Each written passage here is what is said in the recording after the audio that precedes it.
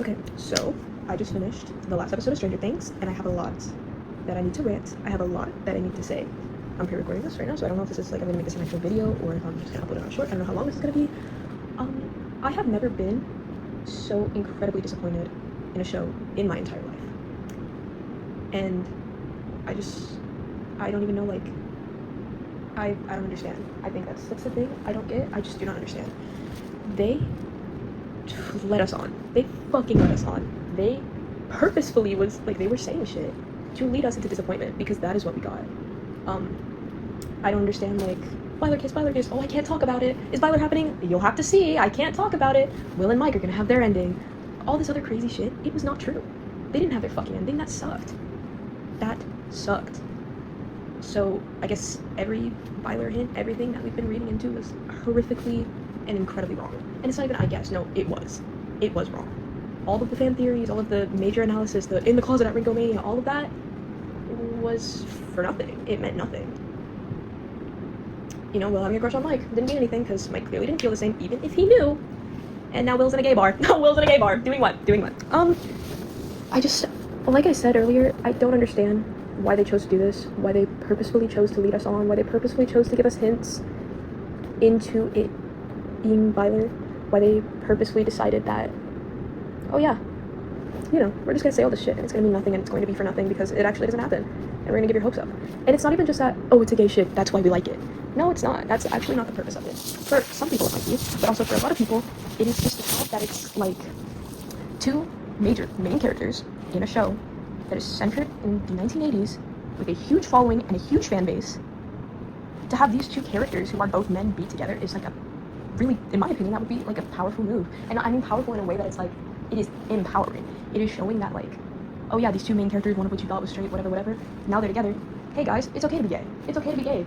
And like that message was just totally thrown out the window. I mean, it's still there. It was still there with Will, but it was not nearly as meaningful because we don't even get to see Will in this new quote-unquote relationship, which you can't even tell if it's a relationship because that is not disclosed. You don't even get to see Will with this person. There's barely any screen time with Robin and Vicky. If this is about outcast, why aren't you fucking outcasting? If it's literally about people who, in a general sense, do not fit in, why are we fitting in? I don't understand, and I do not agree, and I don't like or appreciate any of this. I didn't even like it. Really, when I was watching the entire episode, I did not cry once.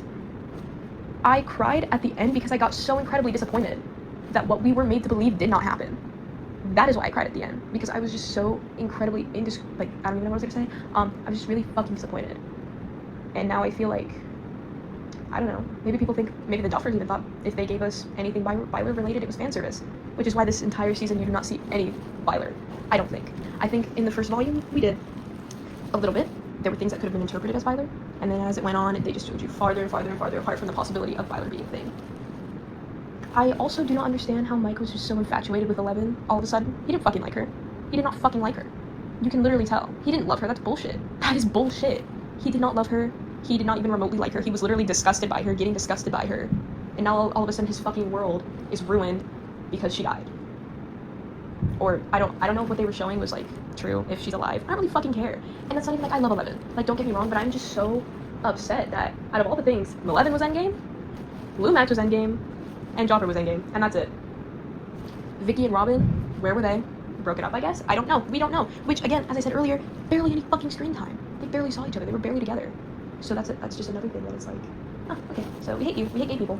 We hate gay people, and we don't want any of it in our show because gay people suck. And it's the 1980s, and gay people don't exist yet. And when they did, they suck. That's like what I'm getting. So, yeah. I'm just disappointed. I'm upset. And I have to watch this again tomorrow, which is going to be like, I don't want to because I know exactly what's going to happen. And yeah, I guess I should have waited because I do have to go watch it again, like, in theaters tomorrow. I'm glad that I watched it now so I can at least prepare myself for the utter disappointment and just like, fucking, I don't even know. I'm so upset. I'm so upset. And I'm sure a ton of other people are upset. And yeah, this season was not good, even like, in a general sense, it was not good. And I don't even think it was the lack of Byler that also did that. For me, that's what it was, but I'm sure for other people it was not. It was not, I don't think it was well written at all. I think we were led on to the point where it was like, it wasn't even like, you know how the Duffers will like come out and confirm when things will not happen, and people are getting their hopes up. They did that with Eddie. They were like, Eddie is dead, he's not coming back. Barb is dead, she's not coming back. Why are you thinking this? Why did they have to lead us on with Byler? Because in every fucking thing, when the cast is asked about Byler, or the Duffers are asked about Byler, it's like, oh, I don't know, you'll have to watch and find out, you'll have to see, I can't tell you. Or like, oh, is Byler in the game? Oh, are we live? Like, and I guess like they really like let us know this wasn't gonna happen in Volume 2, but why did the entire time leading up to it, was it just fucking, you know, we pretended that it was going to happen? You told the fans pretty much by giving them such direct hints that it was going to happen. You made us believe that it would happen, and then it didn't. And then it didn't. And yeah, I don't know. I also feel stupid. This is like from a me perspective, not from a like, oh, the show, whatever, but it's like trying to convey from a me perspective. I feel stupid. It's not even that I feel led on. I shouldn't have believed it to begin with. Because clearly all the things that the like Bylers we were reading into, it was for nothing. It was not purposeful. If we got the idea that Byler was canon because of things that were in the show that basically said and lined up with everything else, oh yeah, Byler might be canon, it was for nothing. It meant nothing. It meant nothing. So yeah, I just wish they didn't lead us on, because Byler did not happen. I don't know what they were trying to like say when they were like, oh, I don't know, you'll have to see. Maybe that was like alluding to Will's coming out scene when they subtly mentioned or referenced that Will has a crush on Mike, even though he doesn't say I have a crush on you, Mike, and Mike apparently knows it. Like, I don't understand. Yeah, that's just fair. Again, with the you guys will be half satisfied. No. No, he shouldn't have said anything at all, because we were not half satisfied. We were not half satisfied. We were not satisfied, period. Will's coming out scene was whatever. I think it was buns. I thought it was bad, because who the fuck comes out like that? I'm sorry, but realistically, like, oh yeah, I'm about to expose my most vulnerable side of myself to you. I want it to be in front of a group of people who I don't know that well. The party is whatever. But also you have Murray there, you had Collie there, you had like, I think other people there as well. Steve, Robin. I mean, Robin knows, but I mean, Steve. Will, you don't know Steve. Can we lie? You don't know Steve. That should have been, at most, the party, like, of the kids, like the main party, Max, Lucas, Dustin, and Mike. Oh, Elle as well. Elle could be there.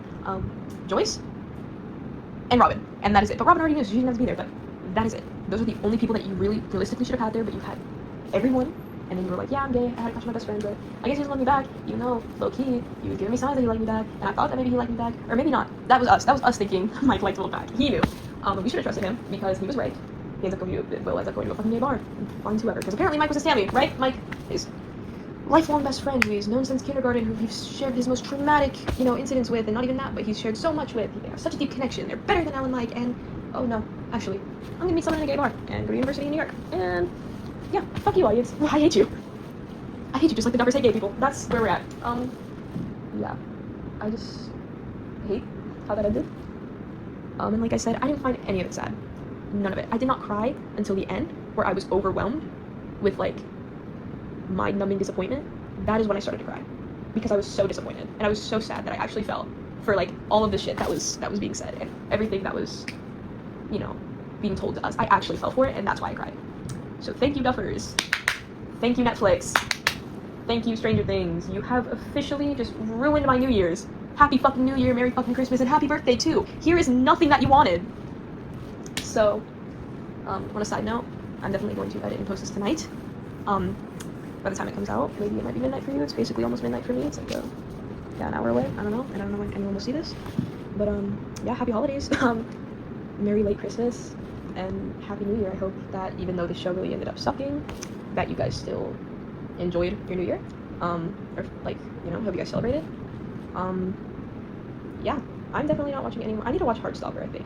I need to watch some like gay romances to recover from this, because we had 5 seasons to build up this couple and it never happened. Yeah, like I said, have a good whatever. Yeah.